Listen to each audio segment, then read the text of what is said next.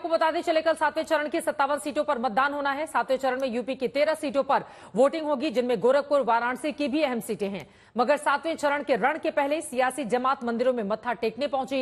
नेताओं ने अलग अलग मंदिरों में जाकर ईश्वर का आशीर्वाद लिया, पूजा पाठ किया और साथ ही अपने अपने दल के नंबर की भी भविष्यवाणी कर रहे हैं। यह रिपोर्ट देखिए।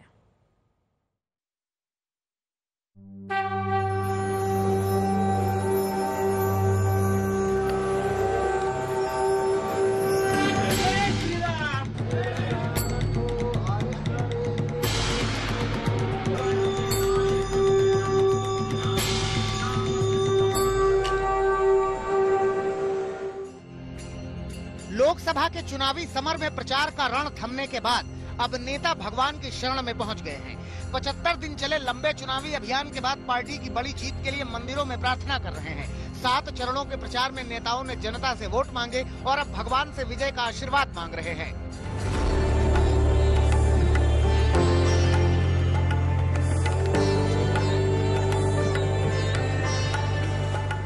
कन्याकुमारी में पीएम मोदी की ध्यान साधना जारी है।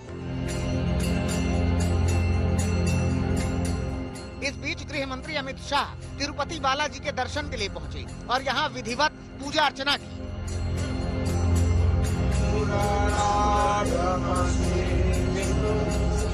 एक दिन पहले चुनाव प्रचार थमने के ठीक बाद बीजेपी अध्यक्ष जेपी नड्डा ने हिमाचल प्रदेश के बिलासपुर में मां नैना देवी के दर्शन किए थे। जय श्री राम। वहीं महाराष्ट्र के डिप्टी सीएम देवेंद्र फडणवीस अयोध्या में हनुमानगढ़ी में दर्शन करने पहुंचे थे। ज्योतिरादित्य सिंधिया, चिराग पासवान, प्रियंका गांधी सभी भक्ति की शक्ति से जीत का आशीर्वाद हासिल करने की कोशिश कर रहे हैं। इन सब के बीच 7वें चरण के मतदान से पहले जीत के दावे भी तेज हो रहे हैं। 45 घंटे के ध्यान के लिए रवाना होने से पहले प्रधानमंत्री ने अपनी आखिरी चुनावी रैली में एक बार फिर 400 पार के दावों का दम दिखाया। चुनाव की मेरी आखिरी सभा में गुरु रविदास जी की पवित्र भूमि से मैं देशवासियों को कह रहा हूं, आखिरी चरण में मतदान के सारे रिकॉर्ड तोड़ दीजिए, भारी मतदान कीजिए। 400 पार का आखिरी जो काम है वो आखिरी तबके के मतदाताओं के पास है। 6 चरणों के बाद 486 सीटों पर नतीजे ईवीएम में बंद है। आखिरी चरण में 57 सीटों का मतदान है। नंबर को लेकर अभी से ही जबरदस्त घमासान है।